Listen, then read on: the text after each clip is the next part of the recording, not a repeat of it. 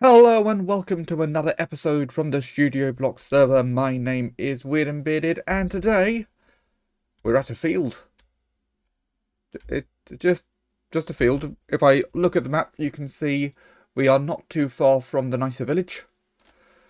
So we're in the factory district, and today I'm going to be doing a little experiment with time lapses.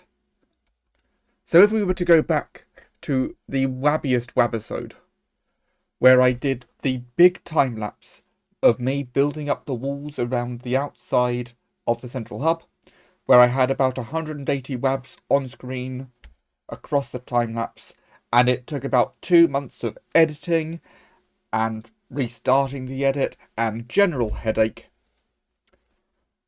I want to see if I can do that in a week. Not 2 months. 1 week. With a build that I haven't planned yet. So we're actually going to be doing 3 different time lapses of the same build in the same location, but built differently. So we're going to start off, which we'll talk about in just a moment, designing the build. We're going to use some random numbers for it. It's going to be fun. Then we're going to be doing a time lapse of me setting up the time lapse. And then we're going to see the final time lapse. I'll explain everything and how I'm going to make this all work quickly later. Let's start off talking about how we're going to design the build, because I want this to have lots of different bits, like the outer walls did, because then there's more of a reason to have multiple webs coming through. So we're going to build a weird house. We're going to start off with the floor plan, so I'm just going to pick a spot and put down some logs. So if I go back here, we have some birch logs for flooring and stairs. We've got spruce logs for the structure. We've got dark oak, which is going to be for roofing. We've got glass for windows, and then we've got some orange terracotta for the walls. So we're going to start off with 4 spruce logs on the ground. I'm going to roll some dice to determine the size of the room, and then I'm going to do what's called a random walk, which means I'm going to roll a 4-sided die. If it's a 1, I'm going to put a room to the north of my current location. If it's a 2, I'll go to the east, 3 south, 4 west. It might be that I retrace my steps and go back to a room that I was previously in. That's fine. That's how a random walk works. If at any point I end up more than 5 rooms north, east, south, or west of my starting location, that's where I'm going to end it. That's going to be the floor plan. So we just get a completely randomized floor plan. And then, for each level of the building, there's going to be a 75% chance that that particular room continues, and a 25% chance that it gets roofed off. So then we should end up with a very strange looking building, quite tall, lots of roofs on different levels. It's gonna look weird, it's probably not going to look good, but that's kind of the point. I just want something that looks wild, so that when we're building it in the time lapses, it looks more impressive. I will also be putting in those multiple floors. We're going to have staircases. I want to decorate the building as well, because why not? So I don't know how much space I'm going to need. I'm hoping this space is going to be big enough. I will be digging out ground as I go during the initial design process, so that everything fits in. And yeah, I'm going to be building the build, and then taking down the build, and then building the build, and then taking down the build, and then building the build again. This week's going to be a weird episode. Let's start designing. I decided I wasn't happy with that area. This is a much flatter space to build on, so I'll use this. It's just for an experiment. It doesn't matter where I build it, I just want somewhere nice and flat so I don't have to do much terraforming. And then while I was looking for a spot like this, somebody, it seems, has built quite a fun-looking wheat farm. So you activate it probably from the bottom, it looks like. and then it releases water at the top and washes all of the wheat down. Looks like a pain to replant though.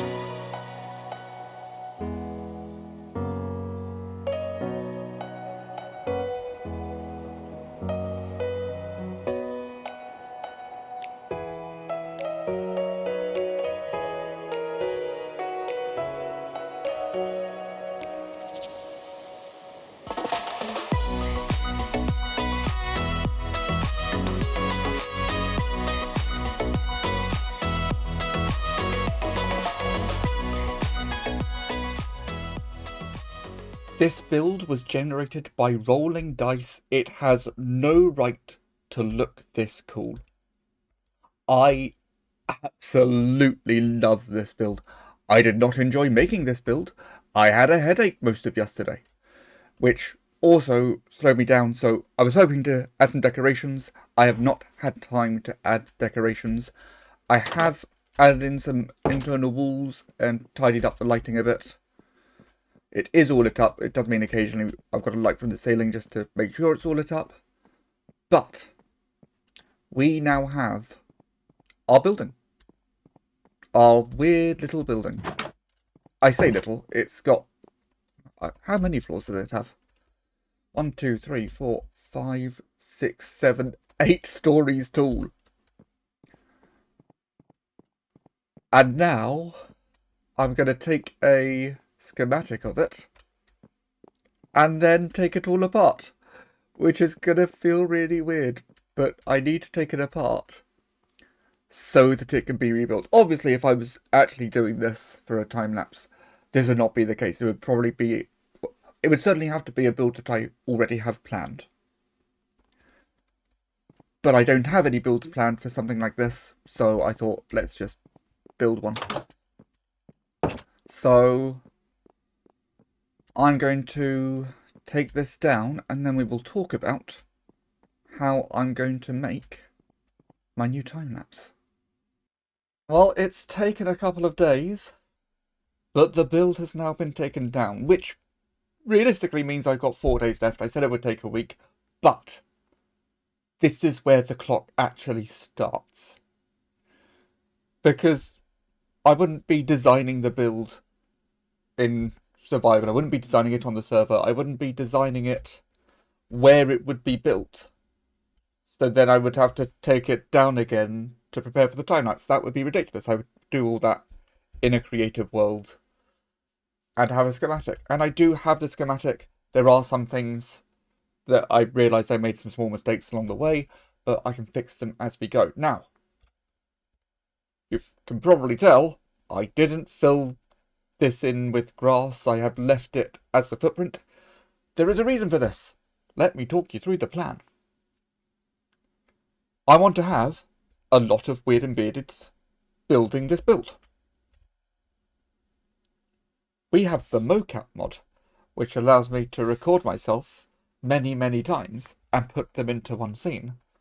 So then when I have the replay of it, I shouldn't have to do any editing. It should all just be nice and smooth. But if you watched last week's episode, we did some experiments with the mocap. With this in mind, I actually recorded it in the middle of taking down this build. Hello, Editing Wab here. In this clip, I talk about how to make everything work properly.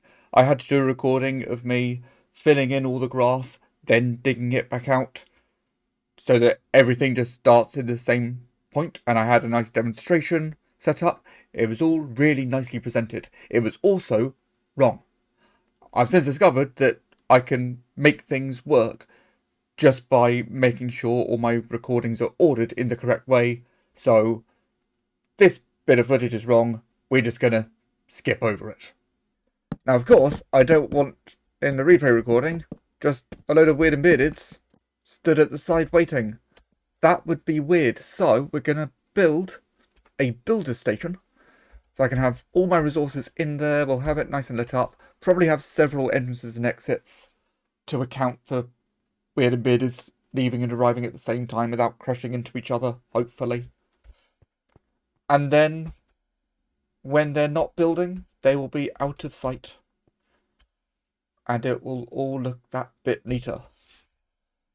So now, I just have to do a load more recordings. I did say there was going to be a second time lapse of me setting things up. I've realised that's going to look rubbish. So we're not going to have that second time lapse. I'm just going to get things set up, and then next time you hear me, it should be ready to go. It's still very early on in the recording process, but I thought it would be fun for you guys to see what the process is like, because it's a really weird way to record doing a build. So this is my builder's hut. It is going to expand. I'm going to expand out the back, because there's just no way I'm going to have enough room for all the weird and beardeds while they're waiting to build. We also then have to expand for them waiting afterwards. That has been done. You'll see that. So, we start off the recording. Then, before I actually do any of the recording, I want to see everything else that's going on. So I start moving the mouse at the same time. So then, my recording starts at the same time as the playing starts, so the timing is correct. And now I wait until it's my turn to build with the other weird and beardeds. I've got a 20-second gap at the beginning before any building starts, because I know as we get more and more weird and beardeds, we know once we reach around 90, there's a little bit of lag at the start. I imagine that's going to be linear with the number of weird and beardeds. So even though this is gonna be a lot, I'm hoping that 20-second gap at the start is going to be long enough. Otherwise, I will just go through and give all of the recordings a delay, which I can do. It's going to take a while, but I can do that. So, yeah, it really is just waiting until my turn. You'll see everybody will start leaving in pairs once it's time to go. And at the moment, we're just building the logs around the outside. Ignore that guy. he needed a torch, and I forgot. So I quickly grabbed a torch during the recording process. As I said, this is a very strange way to do a build, but I'm kind of loving it. Okay. So that person's just gone to build the stairs, so I think we should start filing through any moment now. There we go. Okay, we're moving. So I need to go through the second door. I have a system in place. Ready? You find your buddy. There's my buddy. Oh, I was late there. Oh, well, it doesn't really matter. I've also stopped time just to make the process easier. I don't have to be worrying about sleeping all the time. And I am going over to do this log. So we build up, we do the little stair at the side, we send the logs across, and then we follow the line of weird and beardeds back to the stairs. Now, at the moment, we're going around the outside. Once that wall has been constructed, which a weird and bearded is on their way to do now, then I can use that as a shortcut if that's built in time. But this way we have everybody going down the stairs, so everybody's safe. We can do this almost the entire time. I think it's going to be everything up until the final roof bit. And we just follow the weird and beardeds back to our home. But as I said, there's not enough room for all the weird and beardeds. So we've got a group just standing there. That was the initial group before I realised we needed to expand. And then we have 4 basements. So we just drop down through each basement. You know, the normal way you would do a build. Until we reach a point where we all gather. So we just sort of stack ourselves in, and then we stop the recording, save it as the next number up. So that was my 30th bit of building. Stop all of the playback, and then add the latest recording to the scene. And then I climb up the ladder, which takes me to outside of the builder's hut, and I'm ready for the next bit.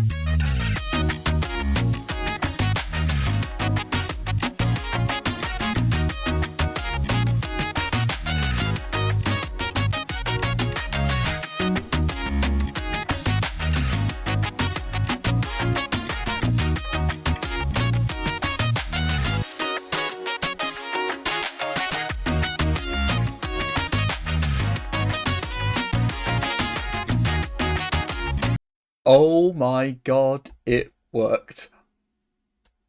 I'm so happy with how this came together. This this took a while. I mean, I said I would give myself a week. I kinda lost the first 2 or 3 days because I had to do some restarts as I was figuring out how best to do this. But it has only taken me a week. And this is a complicated build. If you were keeping count, well done. There were 401 weird and beardeds working on this build. It took so long to record. I did find ways to speed things up, so each floor was recorded as a separate thing, and in some cases where it was no longer going to be interacting with things, so the walls for a floor would also be recorded as a separate scene, and then I put all of those scenes together. The doors all have to remain open, because obviously if I closed them, then I wouldn't be able to record myself walking through them. And for some reason, I think it's just because of the animated doors, they only appear when you get close. Once they've appeared for you, you're fine. But they'll only initially appear for you when you get close. Yeah, so they need to be left open for people to leave. But then if I record somebody going around at the end and closing all the doors, then the doors will all need to be there from the start of their recording, so then that doesn't work. You also have to rearrange the recordings or something I found. So with the doors, whenever you start playing a scene, which I've got to do every time I'm recording, so I can make sure I'm not sort of interacting with things in the wrong way, it obviously has to reset everything, and it resets things in the order in which they've been put into the scene.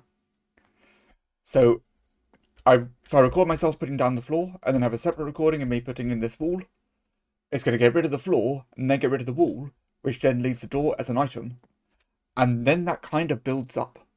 So every time I did something where I was putting down a door, or putting a light underneath a floor, then I could rearrange the order of the recording so it makes sense in my head. So that is it. A new way to time-lapse in Studio Blocks. I'm really happy with how this turned out. I think this is something I could do, not for every build, because not every build will call for a time-lapse like that, but if a build could work with a time-lapse like that, I should be able to do this more often. So, if you liked the episode, leave it a like, subscribe if you haven't already, and let me know down in the comments, what did you think of the new time-lapse method? Thank you all for watching. I nearly fell down a pit. My name is Weird and Bearded, and I will see you all next time.